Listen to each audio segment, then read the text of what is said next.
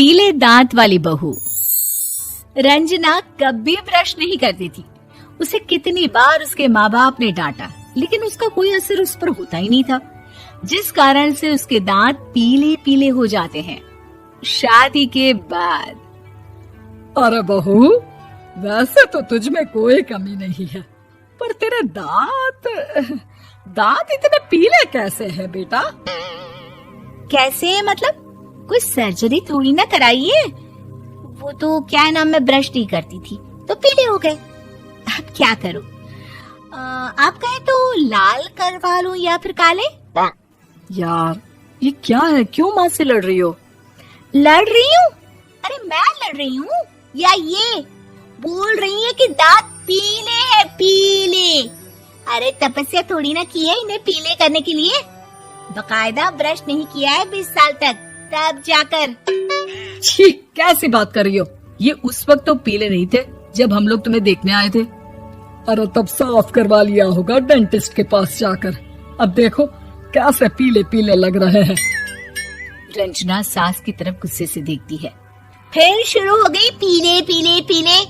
अरे पीले तो तब भी थे जब मेरे हाथ का रसगुल्ला उड़ा उड़ा कर खा रही थी और बोल रही थी, लड़की नहीं गुणों का खजाना दे रहे भाई साहब आप।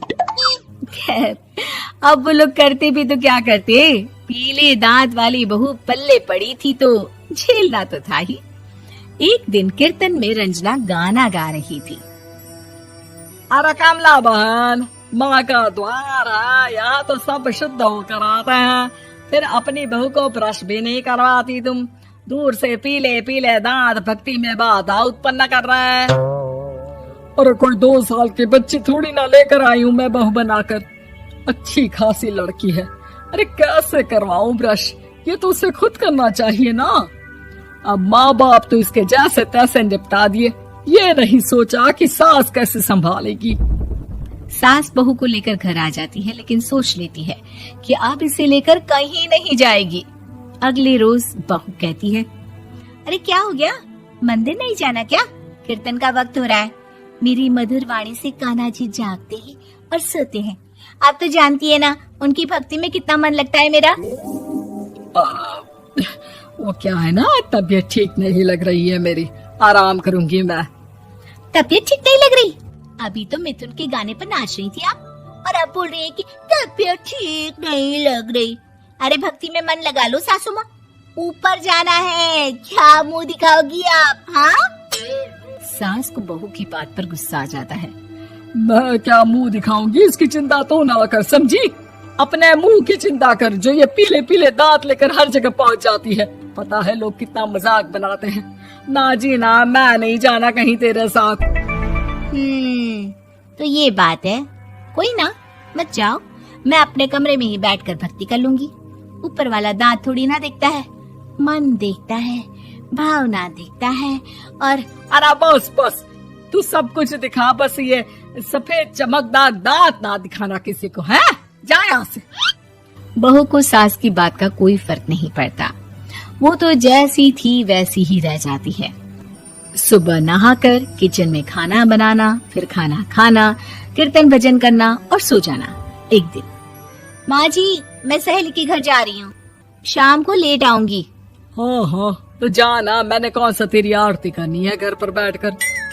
रंजना सहेली के घर जाती है, जहाँ वो पार्टी में जाने की तैयारी कर रही होती है। अरे शिखा, कहाँ जाने की तैयारी कर रही है? मैं गलत वक्त पर आ गई क्या? अरे नहीं यार, उल्टा सही वक्त पर आई है। मैंने ये साड़ी और ज्वेलरी निकाली है यार, शाम को इनके ऑफिस की एक पार्टी में जाना है। बताना कैसा लग रहा है ये सब?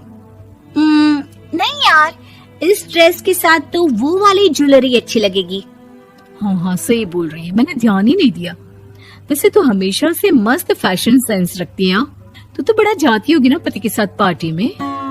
रंजना कुछ नहीं बोलती, बस सोचती है कि यार काश ये बात सही हो जाती, पर मैं क्यों नहीं जाती पार्टी में? क्या इन लोगों की कोई पार्टी होती नहीं होगी? रंजना घर आती है और रात में पति से सवाल करती है, एक बात बताइए, आप मुझे किसी पार्टी में क्यों नहीं ले जाते? क्या आपके यहाँ ऑफिस में पार्टी नहीं होती? पति बेचारा क्या कहता कि दांत पीले हैं तुम्हारे इसलिए। अरे कोई पार्टी होती नहीं हम लोगों के ऑफिस में, तो कहाँ से लेकर जाऊं? और मार्केट, मॉल, कहीं वीकेंड घूमना, कहीं तो। अरे यार सारे हफ्ते में एक छुट्टी मिलती है, तो सोचता हूँ कि आराम ही कर लूं। क्यों? रंजना मन मार के रह जाती है। पहले कभी सास के साथ मंदिर जाया करती थी, लेकिन वो भी सास ने ले जाना बंद कर दिया। घर बैठी बैठी रंजना बोर हो जाती है। तभी उसे आइडिया आता है और वो मायके जाने का सोचती है। सासू माँ, 2 दिनों के लिए मम्मी के घर जा रही हूँ। अच्छा ठीक है, आराम से जा। और हाँ, माँ से कुछ अच्छी आदत सीख कर आना कि कैसे शरीर के हर भाग की तरह दांतों की सफाई भी जरूरी होती है, समझी? शुरू हो गई ना आप। वो लोग आपकी तरह नहीं है कि छोटी छोटी बात का बतंगड़ बना दे। उन लोगों के लिए मैं मायने रखती हूँ, ना कि मेरे पीले पीले दांत। रंजना माँ को बिना बताए उन लोगों को सरप्राइज देती है, लेकिन जैसे ही वो दरवाजे पर पहुँचती है, अंदर देखती है कि घर वाले कहीं जा रहे होते हैं। अब माँ, काश रंजना दीदी के दांतों वाली प्रॉब्लम नहीं होती, तो वो भी हम लोगों के साथ चलती ना बुआ जी की बेटी की शादी में। हाँ बेटा, लेकिन अब उसे कौन समझाए कि उसको उसके पीले दांत नहीं दिखते, लेकिन उसके आसपास के लोगों को कितना एम्बैरेसिंग फील कराते हैं। मुझे तो कितनी बार उसके स्कूल की टीचर ने शिकायत की कि उसके साथ कोई लड़की बैठना भी नहीं चाहती, और ना ही कॉलेज में कोई उससे बात करना चाहता था। लेकिन पता नहीं क्यों उसे ये बात समझ में ही नहीं आती। कोई कमी नहीं है उस लड़की में, बस यही कि दांत पीले हैं। वो तो भला हो जीजाजी और उनकी माँ का, जो दीदी को जैसी है वैसे ही रखा हुआ है। रंजना को अपने घर वालों की बात सुनकर बहुत दुख होता है। वो सोचती है कि वो क्या करे, लेकिन फिर वो सीधा डेंटिस्ट के पास जाती है, अपने दांत चमकाती है और कसम खाती है कि वो रोज ब्रश करेगी। अरे क्या हो गया? तुम तो 2 दिनों के लिए गई थी ना, पर कोई ना, अच्छा है, चलो आ गई तो। रंजना सास के सामने आकर खड़ी हो जाती है और पूरी स्माइल करती है, उसके चमकदार दांतों को दिखाती हुई। चले मंदिर।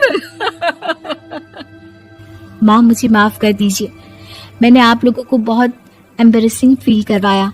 मैं आज से रोज ब्रश करूंगी।